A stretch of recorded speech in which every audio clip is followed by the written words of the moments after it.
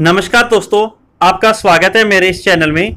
दोस्तों, आज हम शुगर यानी डायबिटीज़ के ऊपर बात करेंगे कि कुछ लोगों के मन में बहुत भ्रांतियां होती हैं कि क्या शुगर का रोगी हमेशा दवाई खाता रहेगा, क्या उसको इंसुलिन लेनी चाहिए या नहीं लेनी चाहिए, या उसको किसी प्रकार की अन्य समस्या तो नहीं हो जाएगी, जैसे किडनी खराब ना हो जाए या लीवर खराब ना हो जाए।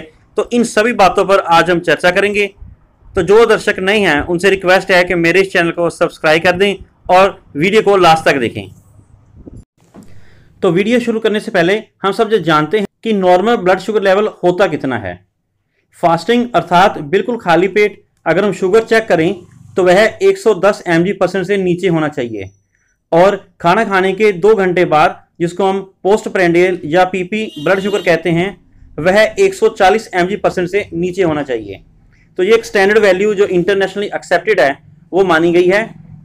इसके अलावा अगर किसी का फास्टिंग शुगर लेवल 110 से ऊपर लेकिन 140 से नीचे हो, और पीपी शुगर लेवल 140 से ऊपर लेकिन 200 से नीचे हो, तो इसको हम प्री डायबिटिक श्रेणी में लेते हैं। इसका अर्थ है कि उनको अभी शुगर हुई नहीं है लेकिन होने के चांसेस हैं। अगर वह परहेज करें तो इसको कंट्रोल में किया जा सकता है। इसके अलावा ब्लड का एक टेस्ट होता है जिसका नाम है HbA1c।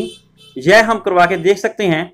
इससे हमें ब्लड के अंदर ब्लड शुगर लेवल जो है पिछले 3 महीने की एवरेज वैल्यू का पता चल जाता है। अगर इसकी वैल्यू 6 या उससे नीचे है तो डायबिटीज नहीं है। अगर इसकी वैल्यू 6 और 7 के बीच में है तो इसको हम प्री डायबिटिक बोलते हैं, और 7 या इससे ऊपर हो तो हम उसको डायबिटिक बोलते हैं। अब अगर कोई शुगर का पेशेंट हमारे पास आता है तो सबसे पहले यही पूछता है कि डॉक्टर साहब क्या हमें दवाई सारी उम्र खानी पड़ेगी। तो इसका आंसर है कि नहीं, जैसे जैसे आपकी शुगर की वैल्यू कम होती जाती है वैसे वैसे दवाइयाँ भी कम होती जाती हैं।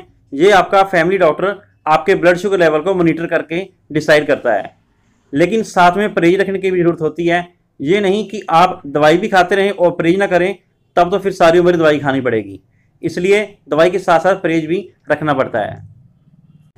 और कई पेशेंट आके पूछते हैं कि हम इंसुलिन लेते हैं, क्या हमें सारी उम्र इंसुलिन लेनी पड़ेगी।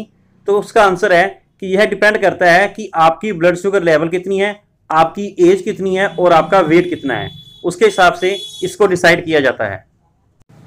जिन लोगों को टाइप 1 डायबिटीज़ है उनको इंसुलिन सारी उम्र लेनी पड़ती है, क्योंकि अगर वो नहीं लेंगे तो उनके अंदर एसिडोसिस होने की संभावना रहती है, जो कि आगे जाके क्रिटिकल बनती है।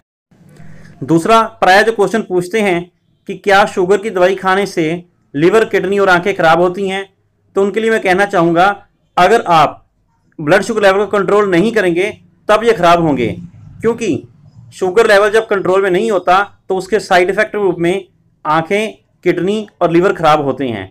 दवाई खाने से खराब नहीं होते, शुगर का लेवल बढ़ने से होते हैं। इसलिए अपने ब्लड शुगर लेवल को हमेशा कंट्रोल में रखें।